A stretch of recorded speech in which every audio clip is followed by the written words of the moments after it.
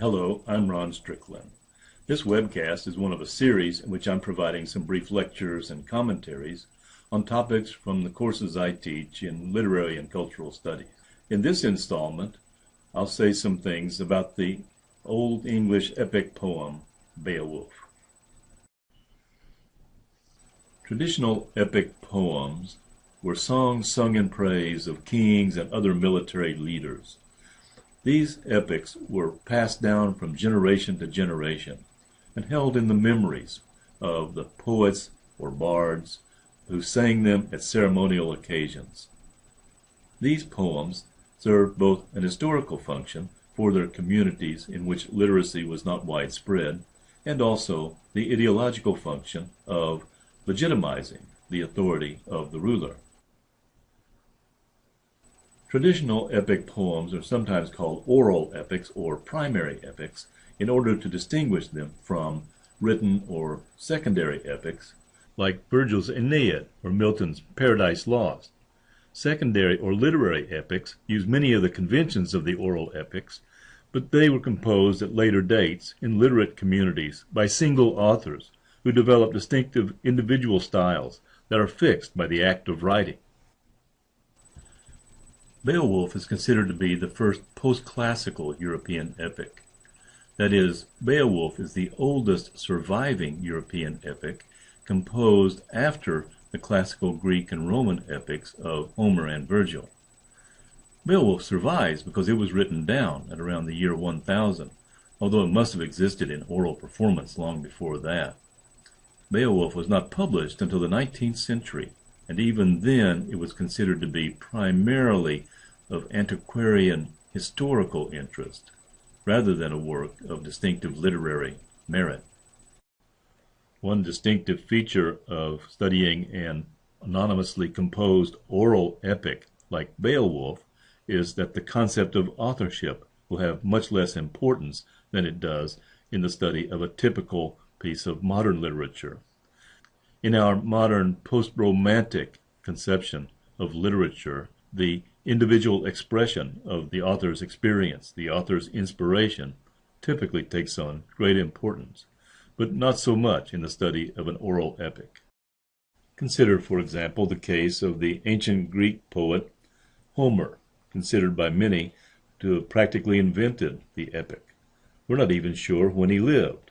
Some classical writers thought that Homer lived in the 9th century before the Common Era, while some scholars believe that he lived 3 centuries before that.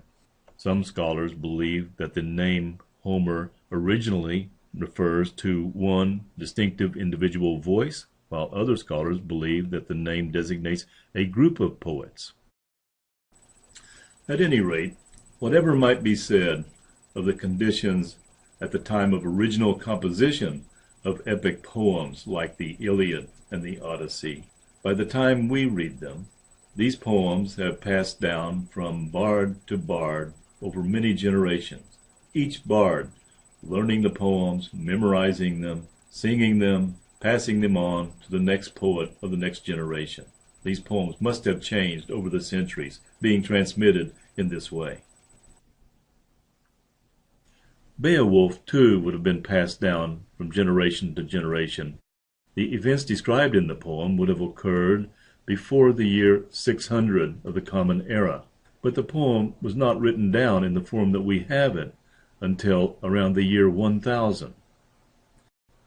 This image shows the only original surviving manuscript from that period.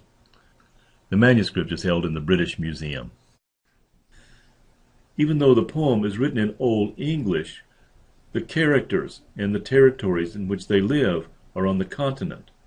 This modern map of northwestern Europe shows where the people mentioned in Beowulf were from and where the events would have taken place. That is, not in England, but in the lands of modern Denmark, Norway, and Sweden. This map shows the areas and the populations mentioned in the poem: Jutland and Sweden, the land of the Danes, the Jats, and the Swedes. The poem begins with a short listing of some Danish royal genealogy. I'll read a few lines in our modern translation from the beginning of the poem.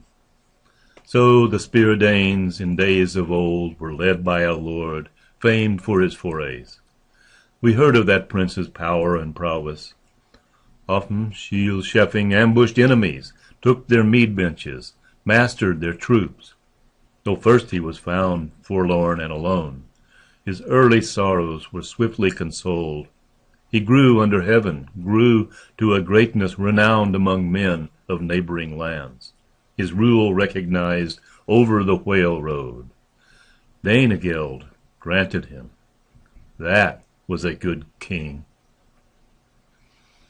Afterward God gave him an heir, a lad in the hall to lighten all hearts. The Lord had seen how long and sorely Denmark had languished for lack of a leader. Beowulf was blessed with boldness and honor.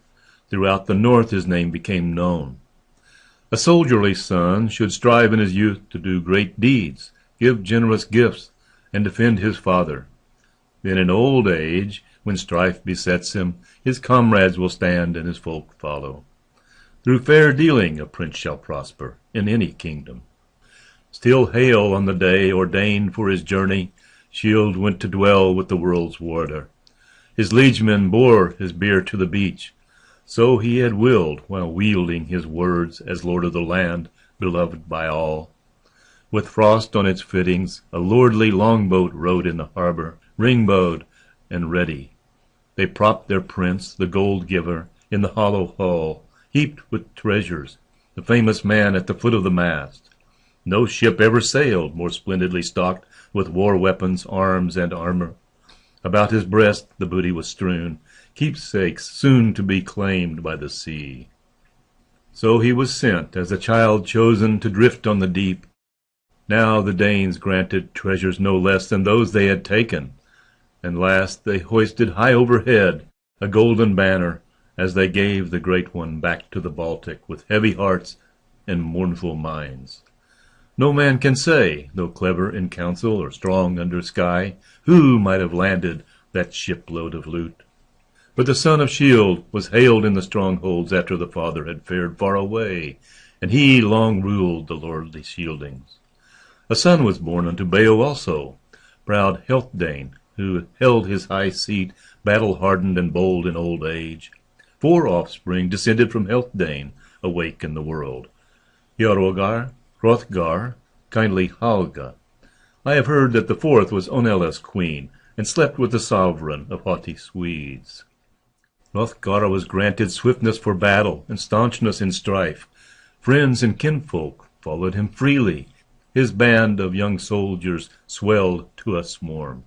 In his mind he mulled, commanding a mead hall, higher than humankind ever had heard of, and offering everyone, young and old, all he could give that God had granted, save common land and the commoners' lives. Then, I am told, he tackled that task, raising the rafters with craftsmen summoned from many kingdoms across Middle-earth. Each day one evil dweller in darkness spitefully suffered the din from that hall, where Hrothgar's men made merry with mead. Harp-strings would sound, and the song of the shop would recount the tales told of time past, whence mankind had come, and how the Almighty had fashioned the world with its fair fields set in wide waters, with sun and moon lifted on high, and lighting the land for earth's first dwellers, with forests everywhere, branching and blooming, with life breathing in all kinds of creatures. Shield-chefing, by the way, is the mythic founder of the Danish royal line. Shield means shield or protection, hence the military association, and chefing means sheaf, as in a sheaf of wheat. This suggests an early association in Norse mythology with a pagan god of vegetation. Shield-chefing is also a foundling or orphan, like many other traditional or mythological heroes, including Moses and King Arthur. This is where I'll stop for today, but I'll have more to say about the opening of the poem in a subsequent webcast. As always, if you have questions or comments, please send me an email.